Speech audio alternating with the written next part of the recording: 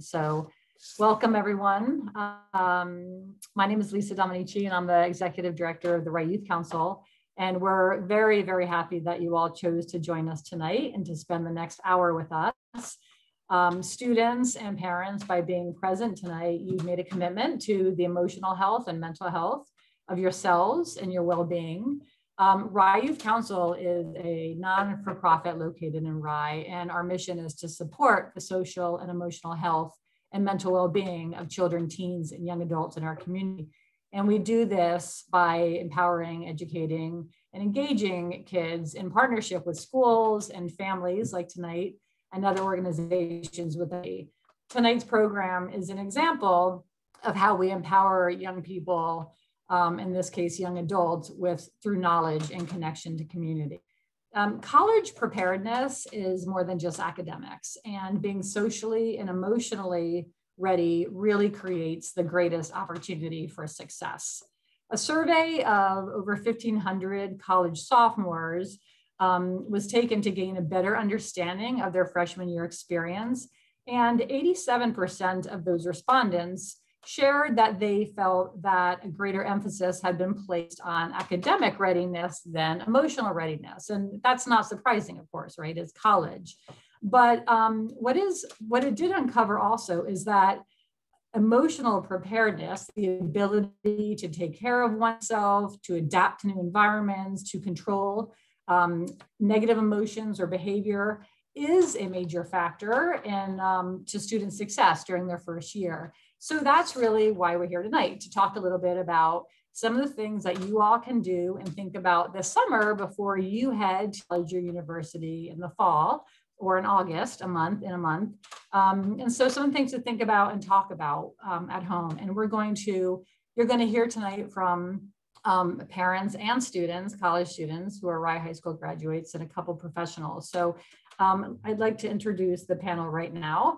I'll first start with Joe Cloyt. Joe is Senior Director of Mental Health in the Counseling Center at SUNY Purchase. Joe facilitates the Prepare to Launch program. It's a conversation with parents during the freshman orientation at Purchase College. And it's really where Joe helps parents renegotiate their relationships with their students. So taking a step back, perhaps from helicoptering, and he helps students become more empowered in their lives. And he really helps parents think about positioning themselves as consultants to their students. And Joe will talk more about that. So thank you, Joe. Kathy Reines-Meeker has worked in university housing and residence for more than 20 years with a focus on counseling and crisis management. Kathy is Assistant Director of First Year Experience at Pace University. She teaches University 101, the first year experience at Pace, and she really helps kids understand what they need to do that's right for them at a specific moment in time. So Kathy, thank you very much for joining us. We have Lisa and Bernie Chen, who are the wonderful parents to rising junior Adam Chen. Adam is a rising junior at Northwestern University, and he'll introduce himself in a little bit. We have Elizabeth Thorington and her daughter, Olivia Mangello, who is a rising sophomore at Boston College. Welcome, both of you. And we have Hunter Keegan, who is a rising sophomore at Binghamton. So I really appreciate all of you joining us tonight. And I'm going to share my screen and walk through some slides. And I think that everyone in the audience will continue to be able to see you. So bear with me for just a moment while I share my screen.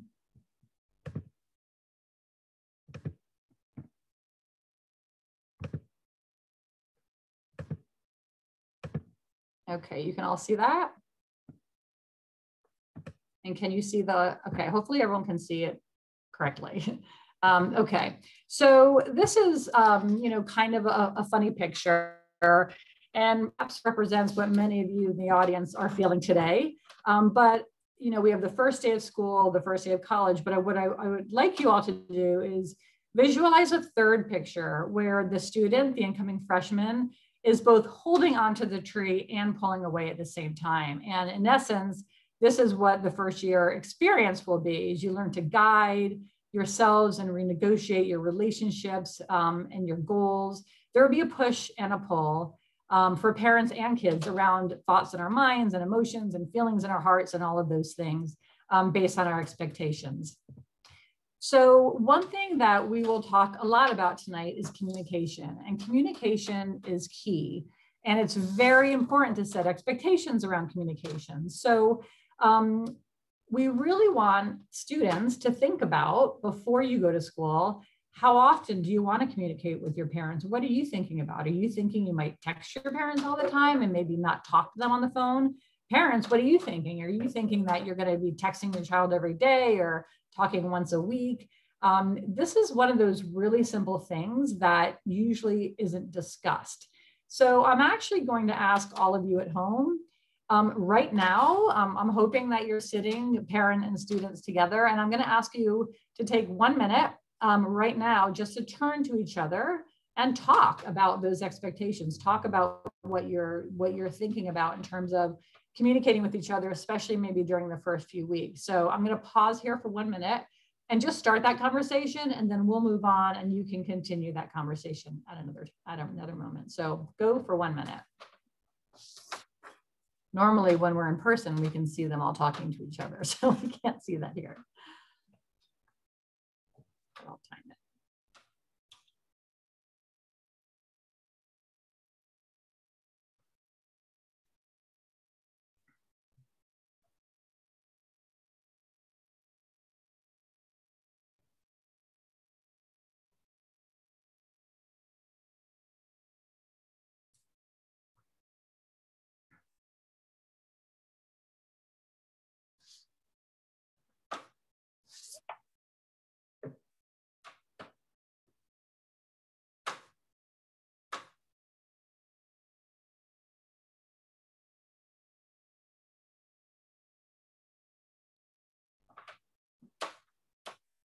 Okay, I'm going to pause so we can move on, but hopefully that started that conversation, and hopefully you all will continue that conversation at home.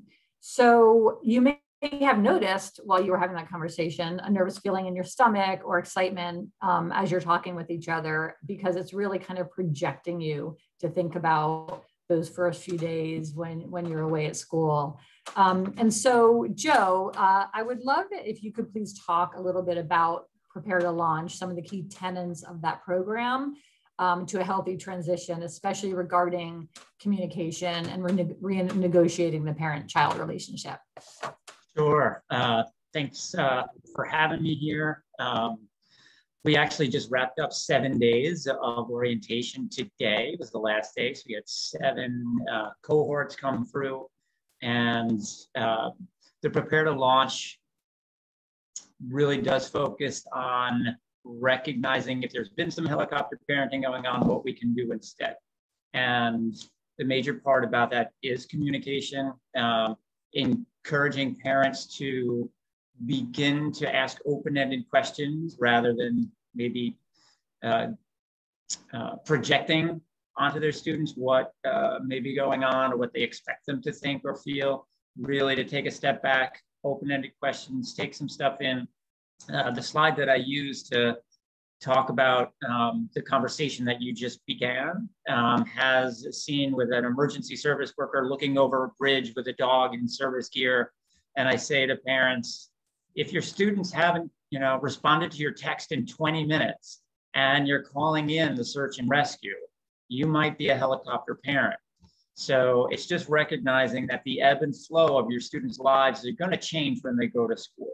So expectations that you have that have been established, the first 17 to 20 years of their lives are going to change as they're taking on new responsibilities and having these new experiences at school.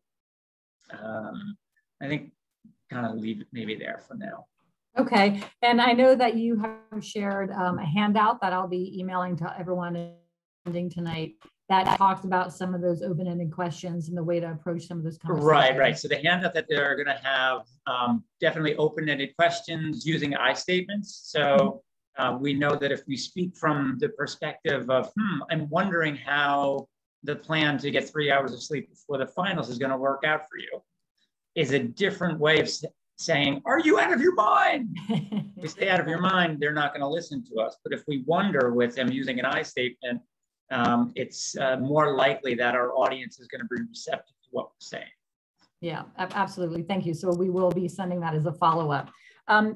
Kathy, I would appreciate if you could share a little bit about your thoughts around students advocating for themselves and that importance of communicating, you know, before it's too late, with professors, with whomever they need to.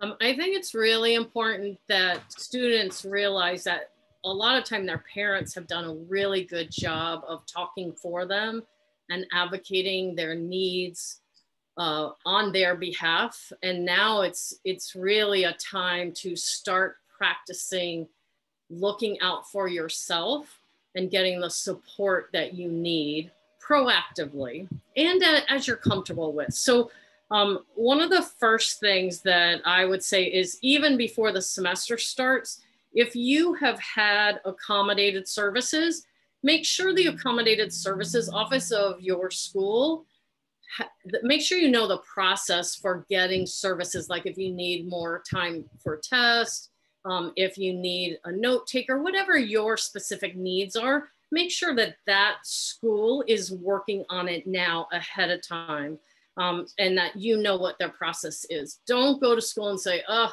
I don't need that anymore. Get it, advocate for yourself now, get it early. If you don't use it, that's okay. The other thing is usually those offices will give you a letter to give to your faculty. Make sure that you do give it to your faculty and say, hey, can I visit your office hour at this time so I can talk to you about my specific needs. The other ways you could advocate for yourself is arrive 5 minutes early to class so you say hello. Over time, the faculty member and you and whoever else is showing up 5 minutes early will get to know each other.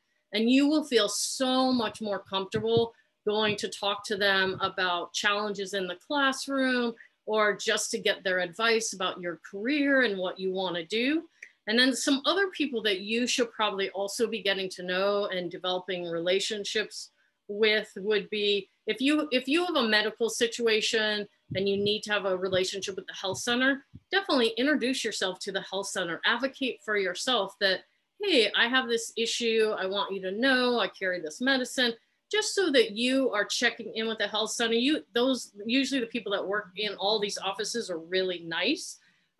If you're living in the resident hall or you're a commuter student, usually there is a commuter advocacy team or group, or if you're living in the resident hall, there'll be like an RA or a hall director. And make sure that you, even if you're shy, I was so shy when I went and I forced myself to do all these, even if you have to bring them like cookies or candy to make it feel better, go and say, hey, I made these cookies, or I have this candy that I was sent. My name is Kathy, and I'm from da, da, da. And your RA is going to take it from there. They're going to help you get to know other people. And the more that you go and talk to them and say, hey, can I help you do a bulletin board? Hey, can I help you do this program? The more that the RA and you are going to do fun stuff together, and you're going to feel more comfortable there. You can also get to know the hall director of the area or the area coordinator of the area. And even if you're shy, just use those tools to get yourself into offices and introduce yourself. And the more that you go back and do it, the more that it will feel better. You want to also make sure that as you're advocating for yourself, you're checking in with your academic advisor. Different campuses may have different people. They may call them different people, or the University 101 instructor. Make sure you're getting to know them. Even suggest having a coffee with them and get advice from them of what can you do to be a successful student at Pace. Most of our campuses have tutoring centers, writing centers, counseling centers. Make sure that you are getting the assistance before you need it. You don't have to be like failing something to get the help. On most of our campuses, it's free. Go early. Get to know somebody like Joe. He's a really cool guy. There are going to be counselors that you can go and just talk to them.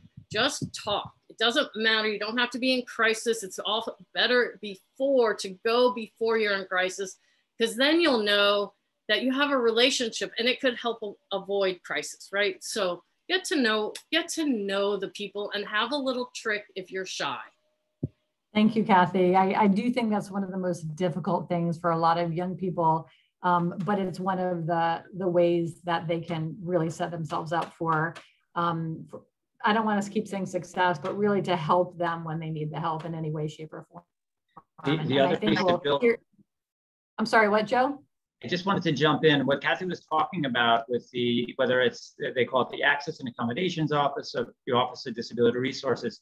If you've had a 504 plan or an IEP up through 12th grade or any time in there, and you're looking to get some of those accommodations, unlike any grade before, those don't automatically roll over. You actually have to go and advocate for yourselves. The school is not going to do that for you. It's different from any level of education you've been in before. Yeah, that's really, really important to know. So Lisa Chen, what advice do you have for parents regarding communication with kids during the transition to college? We had an interesting conversation about this recently. Two things I want to raise. One was, we talked about the communication back and forth, and I agree about not helicopter parenting, but parents, I think you can expect, you're going to get two types of texts. One are going to be the really easy ones. It's about laundry, it's about health services, or some quick question. And then from all of our kids, we've gotten it. You're going to get the panicked text, the emotional, scary text that something bad has gone wrong. It's a very, for a parent, it's a scary text to get. And what I want to say is our kids have learned over time, we've had 3 go through college, that's okay. I want to get those texts. I don't want to push them off from not doing that. But what the students need to understand is when that happens and we get that, and if they then go off and get assistance from someone else, it self-resolves, or they talk to a friend from high school or a sibling, they need to double back to the parent, because the parent is sitting at home and probably up all night, panicked about the outcome. And the college student hasn't realized the impact they've had, and they've gone off, and 99% of the time it was resolved. So that's my one thing, is have those questions. We didn't figure that out with my first son. And by the second and the third, the older siblings had said, lesson learned, connect with mom after you send those texts. The second thing I want to say is the communications we've talked about is between this college student and the parents. And we can't forget siblings. If you are families that if the younger siblings at home, don't forget that this is a transition for them. And what we had these great connections and communications between us and our son, our older son, for example. We were texting, we would connect with him at night once a week. We knew what was going on. And then what we didn't realize is there was this huge disconnect with him and his younger brothers. Because we thought, oh, we're telling the younger brothers, we spoke to Jason and what happened? But they're feeling this emotion of their sibling who they've always lived with has gone away. And until Thanksgiving comes, they've hardly heard from them. So that's one, it had an impact in our family. And you just need to tell speaking to the college students, if you have siblings, once a week, send a silly little text. Just connect with those siblings, because you're off having this new exciting lifestyle. They're at home being deserted. So. Thanks, Lisa. I can definitely say that I had my share of those scary texts, and the kids then disappear. And 24 hours later, they're like, oh, it was fine. I went on and got ice cream with my friends. And meanwhile, we're lying awake all night thinking like, how can we save our children, right? So thank you for that. Adam Chen is Lisa and Bernie's son. And I would love it if you would share your experience with communicating with your family and friends from home also, because that's a big piece of that communication as well. And what advice can you share with that? Yeah, sure. So my freshman year, when I went off to college, I always kind of consistently talked to my parents before in high school, but obviously they're around, so it doesn't really change anything. But when I went to college, I didn't really communicate with any of them much at all. Northwestern starts very late. So those first few weeks in September before I went to college, I was texting my friends and like whatever, that was fine. But as soon as I went, something kind of just snapped and I like lost touch and didn't really communicate with them. And it doesn't really affect anything. Like when you come back home over breaks, you kind of pick off where you left off. It doesn't really affect that, but there is some sense of disconnect, or like when you're feeling uncomfortable at times at college, if you're not constantly texting them like you usually do, then like it feels a little more awkward, which definitely I think you should kind of just remind yourself to consistently do that. And then in terms of like with my family, I really only texted my parents whenever something was wrong. So like figuring something out like laundry or what to do to go to health services, or I think the first time I actually really called them was finally after my first round of midterms, of course, and I like freaked out. But at that point, like you kind of want to tell them and freak out, but it's not like you ever really want to listen to your parents' advice at that point, because you're already fed up. And then like when they start asking you about the other aspects of your college, you don't really want to talk at all. So something I kind of slowly figured out by the end of my first quarter and then going into my second a little more was just to like every once in a while call them like when I'm walking to class or something and I'm not walking with a friend and I have some time, or just when I'm going back to the dorm or something before I'm going out, just to kind of call them for like even just 5 minutes, just a little update, try to do it like once a week. And I kind of held myself to that. And it didn't seem like much, but it made it much easier than to talk about when I did actually have an issue, I think. And so that was the parents. But then the other thing, like they talked about, even with establishing, like with my older brothers, that they needed to text me.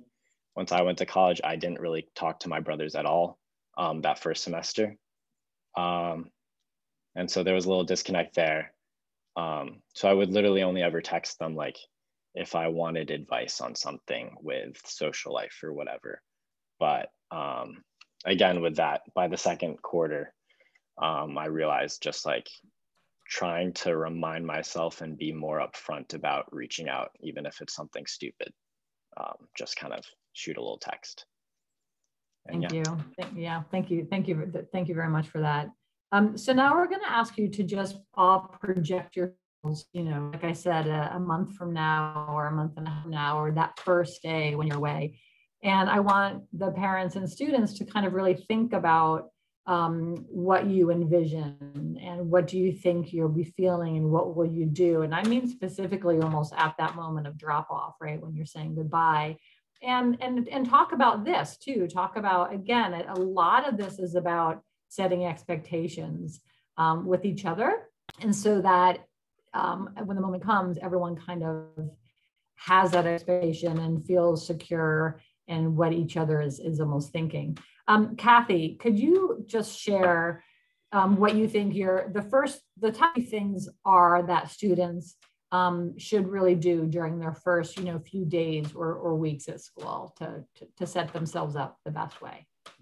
So I'm coming at this from kind of running the first year class at pace that all the first year students have to take, and working really, really hard so that they are successful both in the classroom and outside the classroom. So I'm going to kind of put that's the context from which I'm sharing my three things. So the first would be, you're going to get these things called syllabus or syllabi plural. And it's really, really, really important that you have a time management system and that you put all the important dates from your syllabi into the planner so that you're not going crazy looking at all these different pieces of paper. And whatever your time management system is, that's great, but make sure that the important dates from the syllabi are in there. If you're an athlete, that those important dates are in there. So all the important things that you need to keep track of are in there. The second thing is you have to schedule study time and a place to study.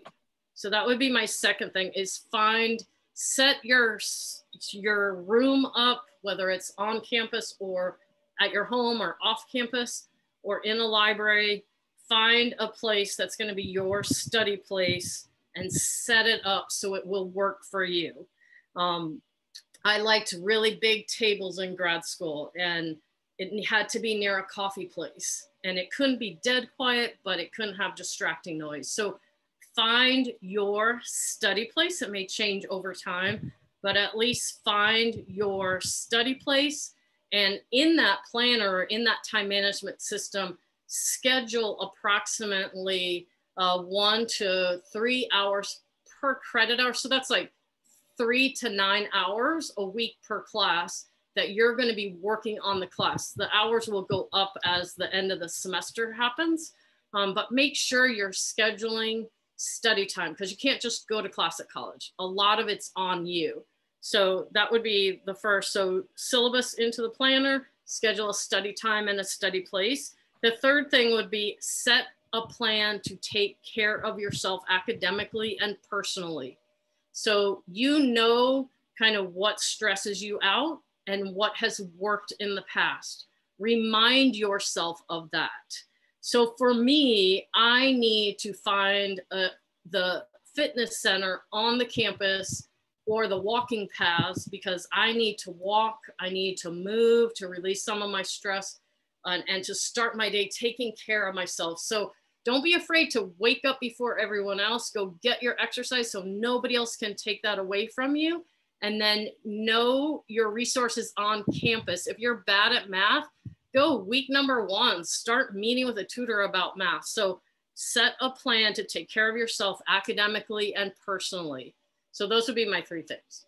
Thank you. Thank you very much. And Joe, how about for the parents? What are some of the key steps parents should or should not take from your perspective? Yeah, sure. So I think things to do, have conversations with your students, again, using those open-ended questions, ask them about the connection, right? We need them to get socially connected to other folks. So, hey, tell me about the club fair.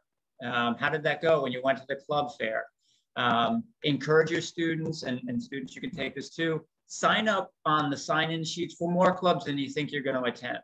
Because the one that you may really love and think it's going to be great may go to one meeting, go like, oh, that's not what I thought it was going to be. So as parents, encourage your students to go to the club fair, sign up for them so that they have some options for getting connected on campus. What else parents should do? Again, if there are siblings at home, make sure you're checking in with them. How is this going? And have those hopes, fears, expectation conversations both at home, between yourselves, if there's more than one parent in the home, and anybody that's home, and then also, you know, with your students who are away. That can be an ongoing conversation, hopes, fears, and expectations for the move-in day, for the first week, for the first month. Another thing parents can think about doing is reining themselves in from bringing the students home within the first 6 weeks. Now, you all are the experts on your families. You have to make decisions that make sense for you all. The research shows if students stay on campus for the first 6 weeks, they're more likely to stay this semester. Now, again, that doesn't mean everybody. That's just statistically, they're more likely. If you know, when you hear that tone in your student's voice, like, nah, well, my kid needs some hypodermic affection, check in with yourself if it's feasible for you to go and visit and to give them the hypodermic affection while they're at school. Take them out for coffee, maybe if you have the means and the resources, take them and their roommate out for lunch, something like that to get that connection. So they know you're there, they got that feeling, you give them a little boost, and then they can get through. The other thing is that space where they used to sleep, and you've been eyeing that for a little while, like, ooh, my crafting table, like it's the right size, or, oh, the treadmill, when we get one, is gonna go right there. That's not for the first semester. All right. And it may be ways away. Don't go changing the space where your students are going to come home to. Part of the experience of going to college for the first time is doing a bunch of new stuff and maybe getting thrown off kilter, which is okay. We want them to be able to get thrown off kilter and then find their resiliency and come back to shape. one of the ways they do that is when they come home and they open the door of their room and they see that stuffed animal they got when they were, 6 years old is still on the bed. Internally, they can take a deep sigh. Okay, things are all right. I know where I'm coming from. Things are going to be okay. I'll be able to adjust. So doesn't mean they're never going to leave home, but they're not gone yet. I think that's. Thank you. That's really fantastic advice. It is tempting sometimes to take over that space, but it is that 2 steps, like when they're toddlers and 2 steps forward, 1 step back, and they need that security still of knowing that safe space is going to be there, right? Yeah.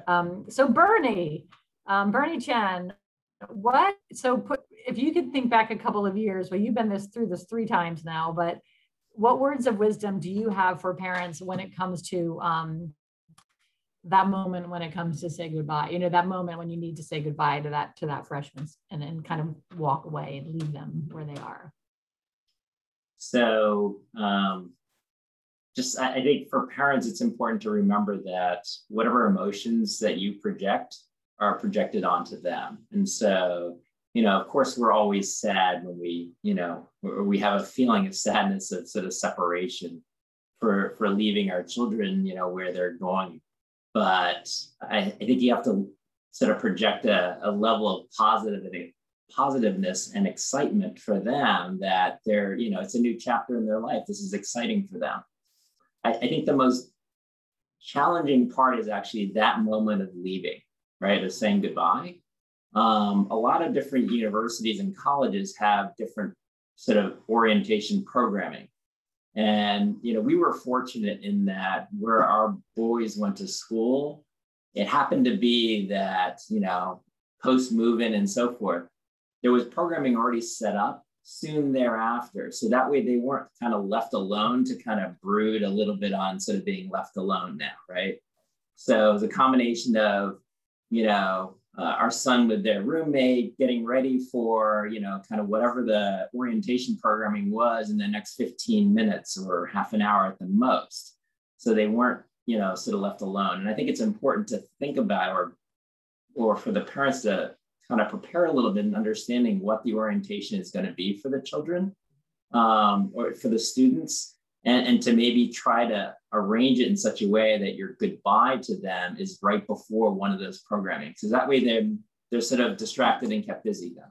And they're not really thinking about for a long period of time alone about, oh, no, I'm here alone, right? So, and that helped us a lot. I mean, that was, really I give benefit to the universities that our boys happen to go to that happen to work out that way. I don't know if they're all that way, but I would assume that they have some fairly formalized, programming around orientation to help with that transition, especially the goodbye transition. Yeah, thank you. I think with most of the students on, and we're going to hear a lot from them in just a minute, but I think their schools do a good job of keeping the kids pretty busy those first few days or weeks. Elizabeth, could you give us a mom's perspective of what advice you have regarding the first few weeks away? Well, when Olivia went away, it was a little different experience, being that it was, it was COVID. So she did not have the benefit of having, an orientation before, and they had to check in and get tested, and they were stuck in their room. So we had all the anxieties surrounding that. What is that going to look like, and being in her room. So, we kind of talked a little bit about that and what was going to happen and make sure she had food that she wanted. I mean, that was, so hopefully this year people aren't going to have that kind of experience, but we made sure we went to a grocery store and got food before we dropped her off that she was going to enjoy for however many hours she was going to be, in her room and stuff. So part of it, I guess, comes back to making her comfortable. So thinking about whatever it is that your child wants, it would make them comfortable in those first few days away from home. So that was what we did with, I guess, making sure she had food in her room that she would like. Yeah. Also, I didn't want to make it, same thing with Bernie, I didn't want to make it, an emotional goodbye. I didn't want to project on her that I was sad that she was leaving. So I did try to do the whole thing of, we have confidence in you. This is going to be great, and it's going to be a good experience for you. So I think that's what's important, because I think they feed off that. I think if we were stressed out and I was sobbing and crying, I think she would feel the same way, because, you know, they're nervous and they're concerned about what their experience is going to be like. So I think if you project that you have confidence that they can handle this, that helps a little bit. Yeah. So that's kind of what my perspective was on it. Yeah, thank you very much. Yeah, I mean, last year was a very different year and extremely challenging in so many ways, and we are all hopeful that this year's incoming freshmen have a very different experience from that. But thank you. So I'm going to try to show a video right now. Hopefully you all can see it. Let's just watch. There were definitely overwhelming moments in my freshman year. At times, I did feel that I wasn't really understanding my work the way that, you know, my other friends were. I was like, okay, I need to like volunteer here. I need to be in this club. I need to do this, and I need to get good grades. And like, I guess trying to like build that up really quickly was very overwhelming. It doesn't seem like everyone is dealing with it, but looking back, everyone is dealing with stress and anxiety. You know, how can you not? I think there's absolutely a lot of pressure on students to do everything perfectly, to do everything without seemingly having any effort. Asking for assistance, whether it be from your professors or whoever you feel comfortable with, it's mandatory and you're gonna have to do it. Expect to have a lot of work, but also expect to enjoy yourself. You have to walk into college like it's a boxing match. You're going to get hit, like you have to be able to take a punch, but you always get through it, you always figure it out. That's what it's for, that's how you learn. You need to know that you're never alone. Whether it be a personal problem or academic, you're not alone. My biggest advice to an incoming freshman is don't feel like it's your life and don't compromise your mental health for anything.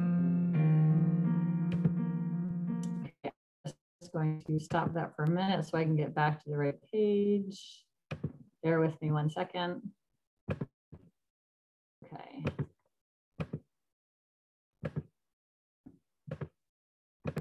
Okay, so this slide, let me go to.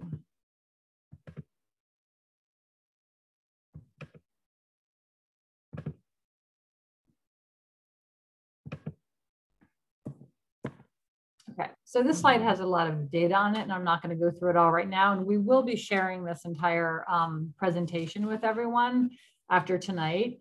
But I want to point out that in that same study I was talking about earlier, 45% of college freshmen felt that it seems like everyone has college figured out but me. And that's really important for everyone listening tonight to understand. In exacerbating that feeling is that, you know, the information that we often see about college is this rosy kind of portrayal, right? In fact, 3 out of 4 college students, 77% of college students felt that social media and television movies made college seem a lot more fun than it actually was. So it's not surprising that stress is a really common theme among first-year college students. 50% of first-year students report feeling stressed most or all of the time.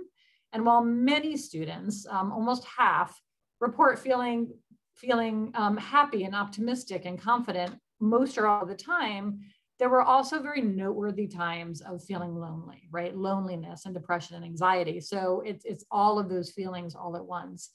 And so I'm not sharing some of these statistics on this page to scare any of you or to alarm you, but what we really want you all to remember is that when perhaps you're feeling this way or feeling these things come the fall, we want you to remember that most kids are feeling these things, right? That almost all of the freshmen that you're with in your dorm or in the dining hall or classes are feeling the very, very similar feelings that you are. And it's really all part of normal adjustment. And we want you to know that you're not alone. And so we're going to explore this a little bit more. 2 years ago, we did a poll to Rye High School seniors who were in the last couple months of their senior year. And we asked them to share with us the issues that they were thinking about and worrying about in terms of going off to college.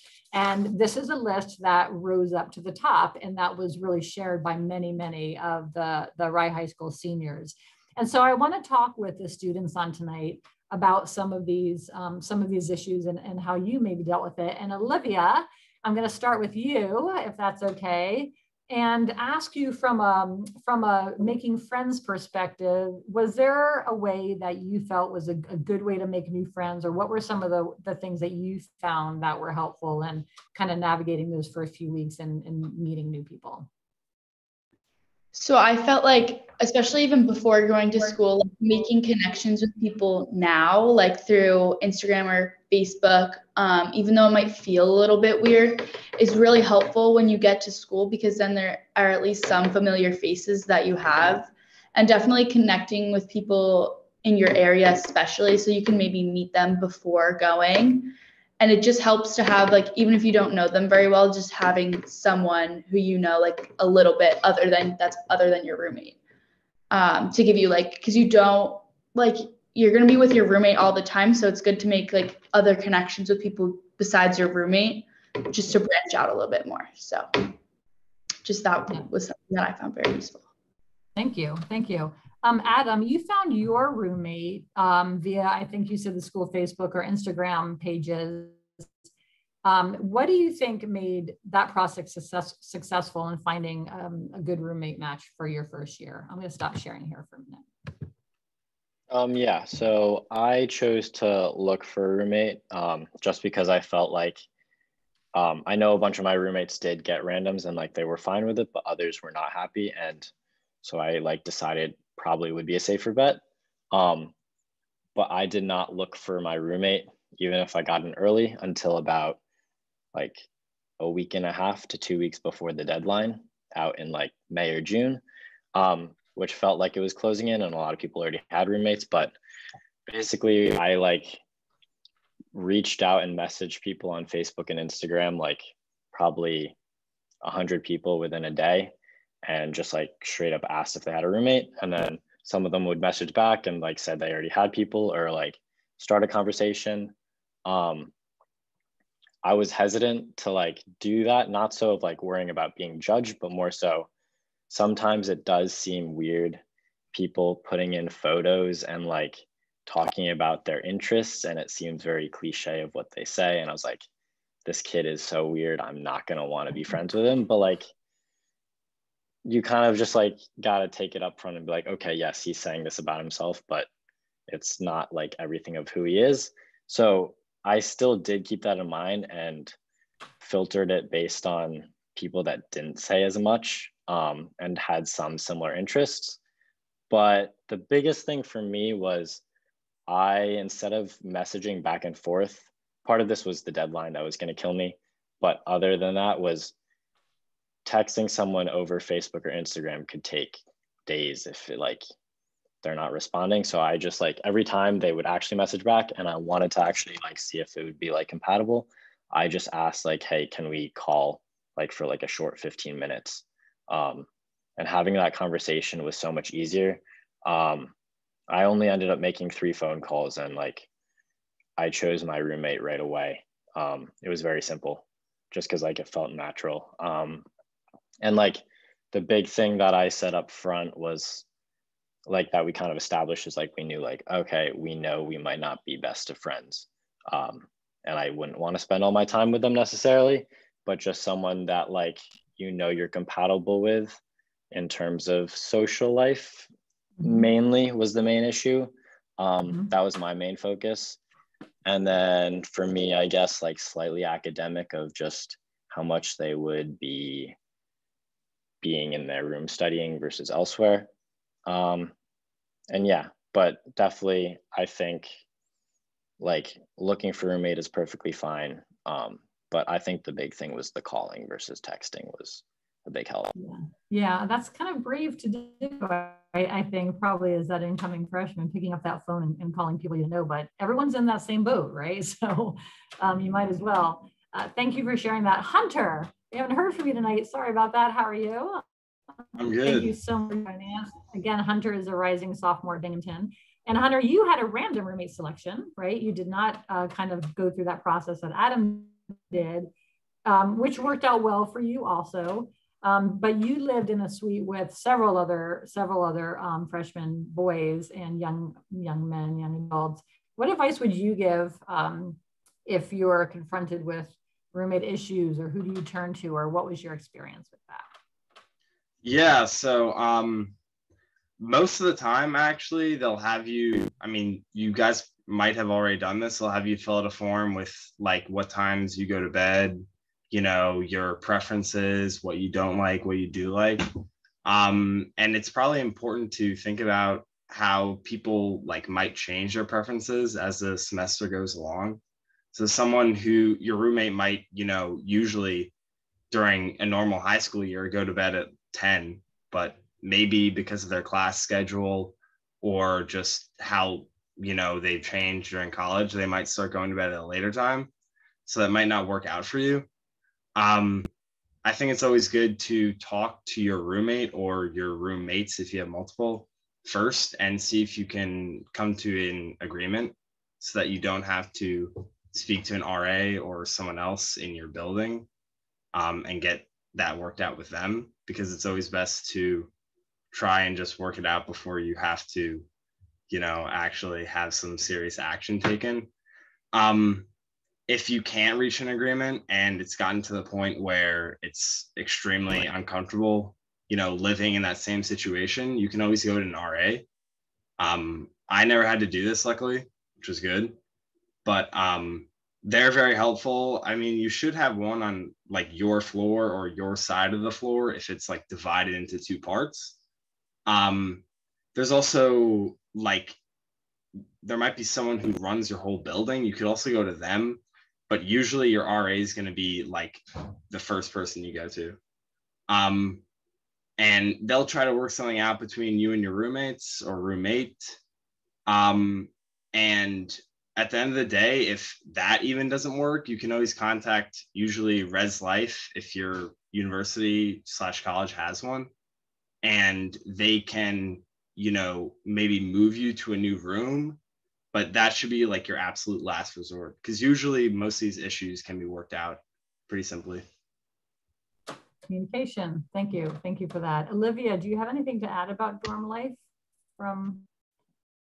Yeah, just definitely like going off of what Hunter was saying, like setting boundaries with your roommate and even people who live on your hall, because you want to be comfortable. Like if they're being too loud and you have a test or you need to go to sleep or you're tired, like being able to feel comfortable knocking on the door next to you and saying, hey, do you mind being quiet? Like I really have to go to sleep. So just definitely stuff like that, because you all are going to be living in close quarters with each other and just getting comfortable with the people living around you, because it's definitely like a new environment that you're not used to living with. Yeah, very new environment, right? Thank you. Hunter, you and Adam both actually shared the same information with me, which was really interesting because I asked you both about one of the key takeaways from your first semester.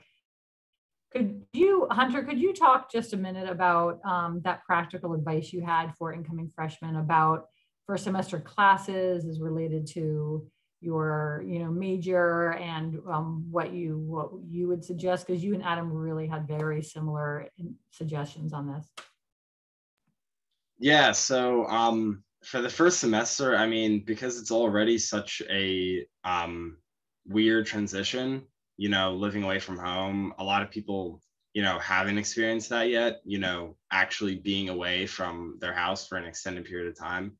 And then on top of that, you also have to go to school as well, which can be very stressful and it can be a very tough adjustment to make. So I think it's very important to not go crazy with, you know, fulfilling whatever requirements may be asked of you for your specific school or major that you're trying to complete, because there's plenty of semesters to do that. And I think you should find a balance. You shouldn't take all classes that are, you know, easy or don't really help you at all in the future for your first like semester or two, but you shouldn't take ones that are, you know, challenge you to your like fullest extent. Like maybe take one or two for your major and then another two just to fulfill a lighter requirement so that you have time to socialize and get acquainted with like your new surroundings. Yeah, Adam, do you want to add anything to that? Yeah, I agree with most of what Hunter said, but yeah, in general, I mean, your freshman academic advisor, like even if you're in a specific school, like I was in engineering, to be blunt, they suck. Like they don't know what they're doing. They're following a script of like, oh, these are general classes. Like until you get your real specific major advisor by the end of your freshman year, or for me, technically I still don't have one, but it's my professor. They're not going to really know what to tell you in freshman year. And so they're going to just tell you like, oh, these classes are typical and this is what a 4-year plan layout tells you what to do. But I think you should definitely try to see if you can talk to like older siblings or someone that actually goes to the school. Or honestly, the layouts, like if you go to like specific majors on your school's websites, they look pretty daunting and complicated because out of high school, you've never seen a type of like 4-year plan schedule before, but they're not that complicated to read. And you'll notice that there's a lot of free spaces senior and junior year suddenly. And that's because they push all the requirements to the beginning. But I think it's very important to like, especially your freshman fall, if you want to prioritize like your normal life of like getting to know new friends, which I did, you don't really want to rush into anything. Like I ended up taking 4 engineering/STEM classes, and I still did fine in the classes, but there were certain nights where like it'd be like a Wednesday or Thursday night and I would want to be going out or like meeting new people to go do something because I don't know these people yet, but I have an assignment, and I willingly took the liberty of saying, okay, I'm not going to actually get this assignment done and get the grade I want, but my priority was social life. But you shouldn't have to really sacrifice that if instead of taking those 4 hard classes, you take 3 hard classes and 1 really easy class. And then you can still do that social life, prioritize that without feeling like you're jeopardizing anything. Right, thank you. So it's, yeah, it sounds like from both of you, it's really important to recognize the importance of the balance between focusing on the reality of that first semester of meeting friends and navigating that new life that you have away from home and taking classes. So there's a balance there. And I thought that was really interesting that you both really felt very strongly about that. Olivia, when you look at this list that we have, I'll just throw it up here again for a second. Is there anything on here that really specifically resonates with you when you look back to last year? Yeah, definitely the roommate thing. Will my roommate hate me or will I like my roommate was definitely one of my biggest concerns going into school, because I wasn't sure whether or not I wanted to be close friends with my roommate, if that was going to be like, because I've never spent so much time with someone before, if that was going to be too much. And I definitely, off the bat, a mistake I made wasn't setting good boundaries with her, like, okay, I need my space from you, because she didn't understand that. And so I would definitely go in saying like, I want a couple of hours to myself today. Like I need to do this and that. Like I don't want to do everything with you, is really helpful. And it's not offensive at all. And like, I doubt your roommate will take that to offense. So I definitely think that's an important thing to do. Thank you. Thank you. Okay, so again, for those people listening, we'll share this entire presentation, and it is being taped as well. So we'll share that, and you can kind of look at all this information again when you have, time to talk with among yourselves. Let me see if I can, okay, this isn't moving. So when we think about preparing, I'm going to stop sharing for a minute. When we think about preparing and dealing with stressors, every campus has campus events, especially during that first week and first few weeks from freshmen. They really keep you very busy. There are clubs and interest groups and sports and organized student organizations that you can get involved in, and many different ways that I think students can can deal with the stressors of that first, the first few weeks or months, even volunteering and communicating. Kathy and Joe, could you maybe just kind of briefly, because I'm looking at time here and it's almost 8 o'clock and there are a few things I really still want to talk about. So, but we want to hear from all of you. Are there specific things that you think that kids, I'll focus on parents for you, Joe, and then Kathy, it's for you, or Joe, you do with a lot of kids too, but ways that they can prepare for some of those major stressors. What are the key things that kids can do to navigate that? Joe, I'll start with you. Okay.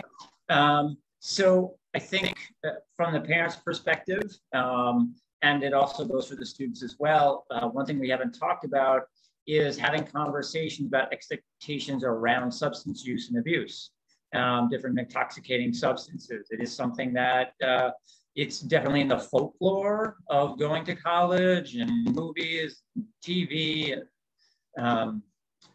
There's just lots of, I'm going to say, misguided imagery that is out there about what people are quote unquote supposed to do in terms of using intoxicating substances. So have those conversations at home, what the hopes, fears, and expectations are. I'm just using that framework. I think it's a useful framework for lots of things. Hopes, fears, and expectations.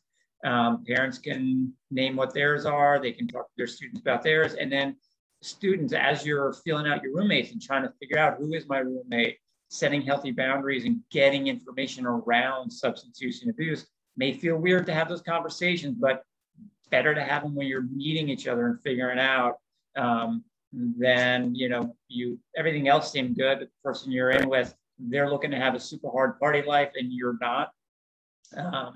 So I guess that's what I'll put out there as a thing to really be cognizant of and have realistic conversations with one another. Kind of call a time to any judgmental stuff that you may have around substance use and abuse in college, and see if it's possible to have some realistic conversations with your students. Kath, how about you?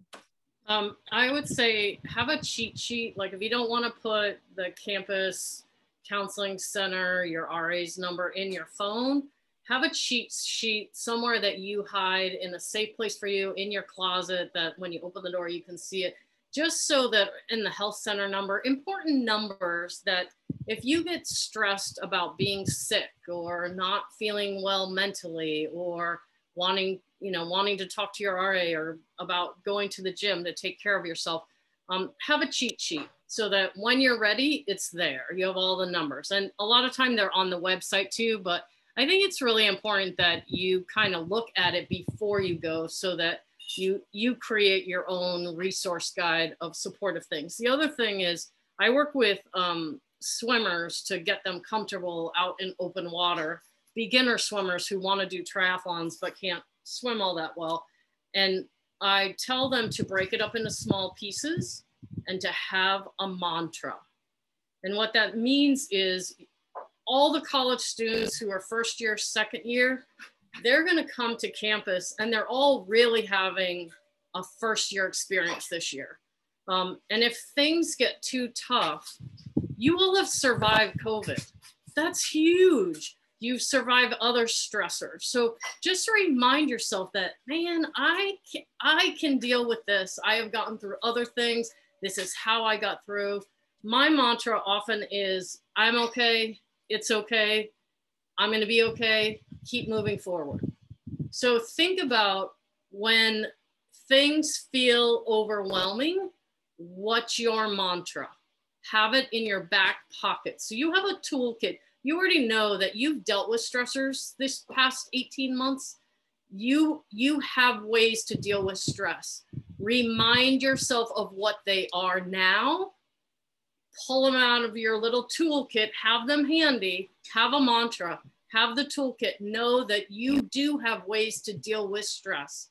You can deal with it. You can handle anything after handling these 18 months. And if not, go talk to your RA, go to the counseling center, go. Thanks, Kathy. Thank you so much. Olivia, did you have it in your back pocket or for your, in terms of dealing with stressors your freshman year, or were there any resources that you found particularly helpful, or did you not need any of that? Yeah, I definitely like had people like similar to like people I had at home that I like to talk to, like a designated person, like my best friend or my parents, or like even like a therapist helps. Mm-hmm. Because it's definitely important to have like someone like that you trust that you confide in, because there will be at least like some stressor at one point that you're going to need to talk to someone about, whatever that may be. But yeah, thank you. Absolutely. Hunter, how about you?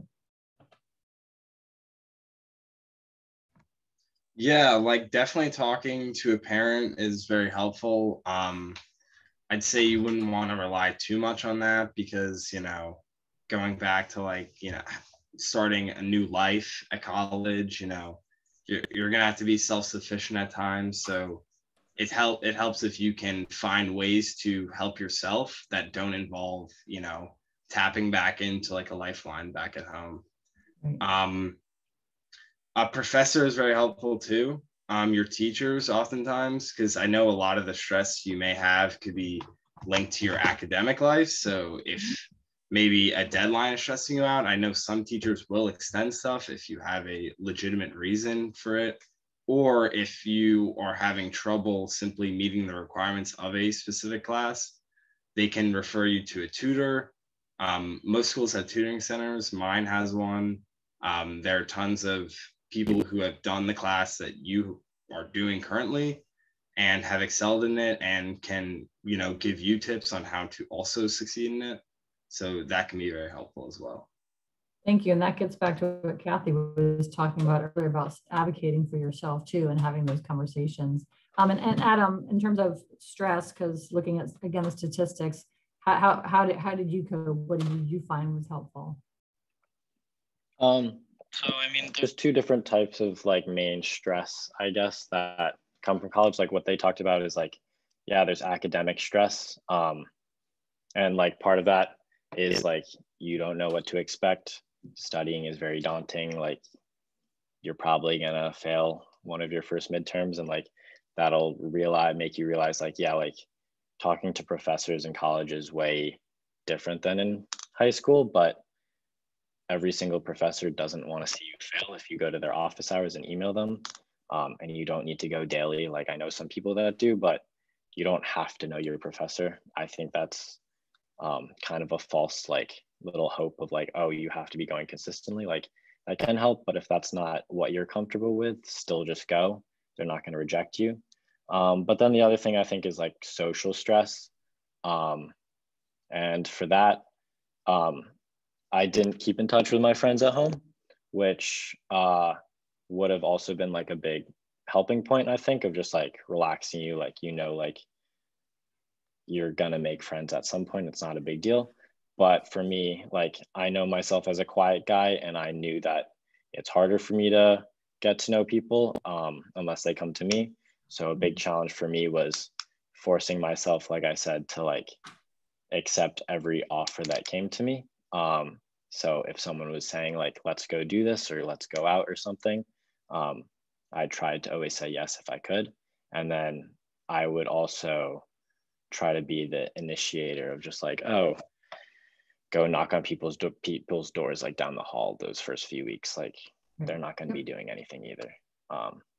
And yeah, just know yourself and know what you have to do to get through. Thank you. Do any of the parents want to share any thoughts around this?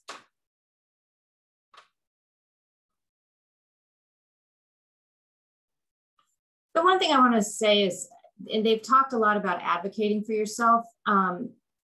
One thing that's come up is you're going from a smaller place to most of you somewhere larger, and there's absolute structure and there's all kinds of rules and there's schedules and all. But what you need to understand is there is flexibility. So for example, everybody will have a time when you can't leave a class. That's it. You know, after a certain point of time, there's no more changing in your classes and dropping a class or picking up a class. Everything's there. You just need to understand by the school for structure. But if there's a justification or a rationale, you got to go to a professor or an advisor or a dean. Don't just stick with, oh, but that's what the set schedule is, and that's what the woman behind the desk who's responsible for putting in the paperwork said to me. There's always give and take, and so you just need to ask. We had examples, all 3 kids with things that just had to change, and it's only important when you have a real reason, and if you go to them and ask, most of the time there's some flexibility.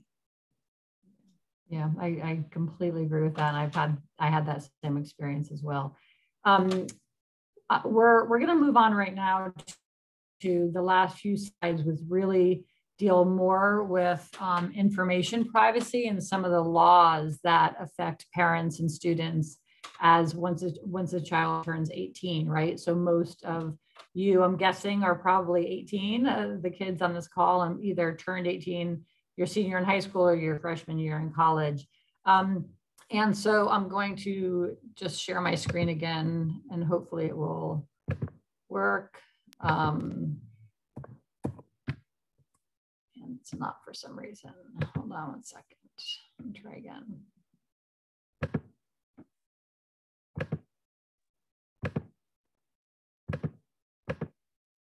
Okay.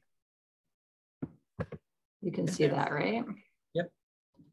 So, and I'm gonna move through this a little bit quickly, just because I want to focus on the time here. But again, I will be sharing all this information. So, when a student turns 18, parents' access to information changes, and it seems strange to prepare healthcare documents for a healthy young person, but accidents and illnesses happen. And the parent or guardian wants to be the one making decisions for your kids once they leave home, if they're unable to make decisions for themselves. And so there are legal forms and legal issues that parents need to prepare for before your kids leave for college. So despite the fact that one thing is the FERPA laws, and despite the fact that you may be paying for child education, FERPA law says that you no longer have access to your child's grades once they turn 18.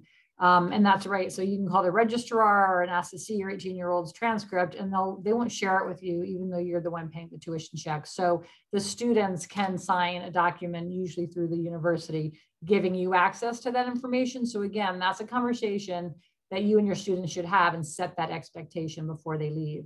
The other very important one is relating to HIPAA. And Joe, I'm gonna go to a couple of slides very specifically, but if you could speak for just a moment about HIPAA and the laws surrounding parental notification and the right to know about a child's mental health care once a child's over 18, and what issues maybe you've experienced with parents relating to that. Sure. So just quickly, your student is over 18, they're legally an adult, you don't get to have access to their healthcare records. And again, they could sign a release for you to have access to those records, but it's not something that they have to do. And unless they're an immediate threat to their self or someone else, we are not allowed to disclose what's going on. Now, the way that we work at Purchase, if a student is an immediate threat to themselves or someone else, or if they've reported an ongoing case of elder abuse, child abuse, or a disabled person who's actively being abused, then we work with the student to come up with a safety plan. And those safety plans often involve communicating with parents. It has happened on plenty of occasions where parents want to know if their student is in counseling because it's an agreement that they had made. But if their student doesn't sign a consent, we can't let you know whether they're attending or not. Now, students, when they sign a consent form, it can be a limited consent. So they can sign a consent that says, yep, it's okay if you let my parents know whether or not I'm coming, but you can't talk about any of the stuff we're talking about. So that's a limited consent that they might sign. They might give us a consent to talk to you about everything that's coming up. They may not give consent, and if they don't give consent, we're not even allowed to tell you whether or not they've come into our presence, okay? So just kind of be prepared for that and have conversations. If you know you have students who have ongoing mental health concerns, have the conversations, focus your expectations. around sharing this information on an ongoing basis, you're going to want to revisit different things that you've already talked about. Thank you. Thank you. Yeah, it's really important to have those conversations and give the, a tiered permission depending upon what the student's comfortable with. Another piece that's really important to understand is the healthcare proxy for your child once they're 18. And so when kids turn 18, parents and guardians no longer automatically have the authority to make healthcare decisions for them, right? So this is true even if they're still covered by your insurance or you're paying the bills.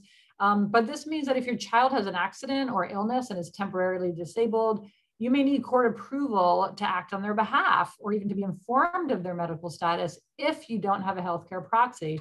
So it's another really important piece of documentation that you should prepare with your child and have your child sign, so it can authorize, you or the guardian or someone that they choose on their behalf to make those decisions for them, and to get that information should they become, incapacitated to do that.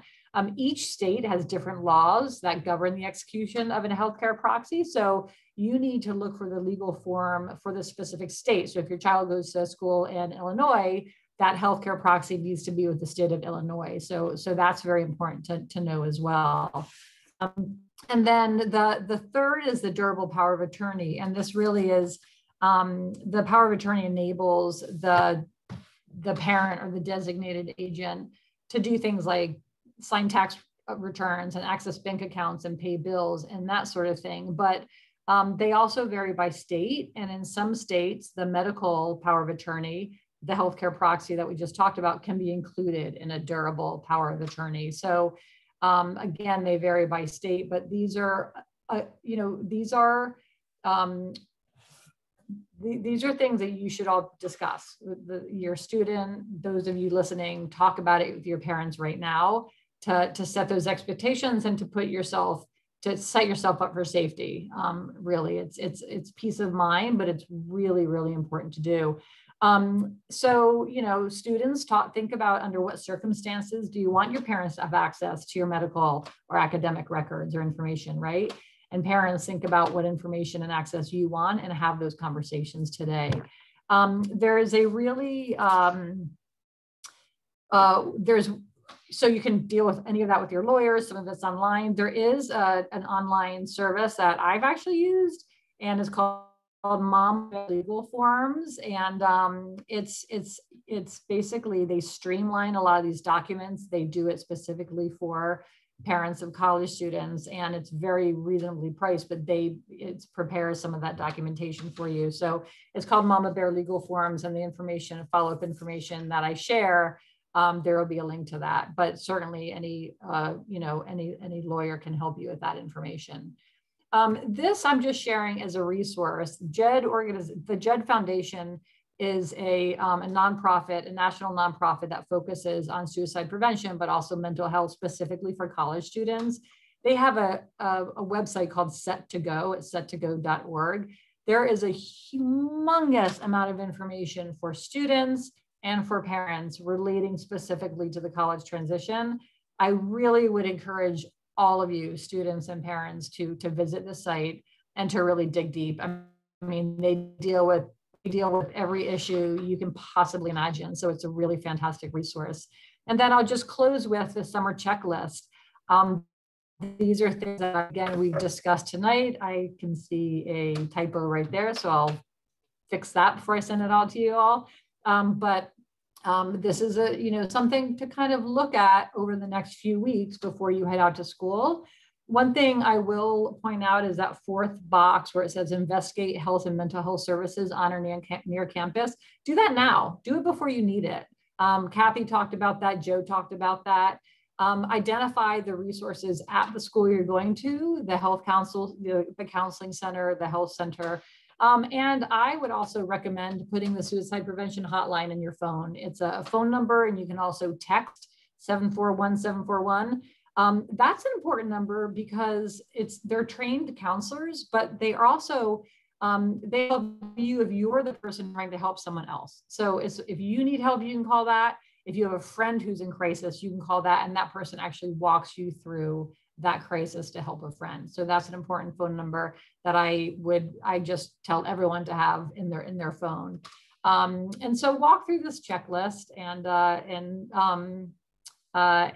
that's it. So the last thing I'm going to ask all of you to do at home is, if you can, open up your phones and your cameras, point at this QR code. There's a very brief survey relating to tonight's program. We always want to understand how we can improve it. If there's information that you were hoping to hear that you didn't hear, if all of our panelists have done, a spectacular job, but we would really, really appreciate it if you would just take a moment to point your camera at the screen and fill out that survey. Any of our panelists, are there any last words that you all want to share before we close out for the night?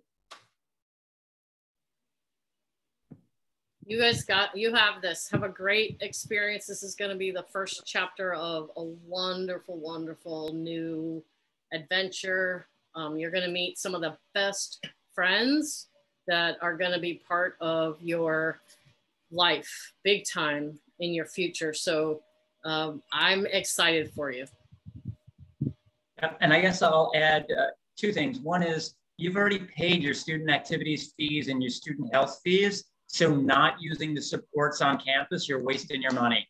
Everybody that works at every college and university you may be going to is actually getting paid to help you. Make us earn your money, okay? So that's one thing. The other thing is,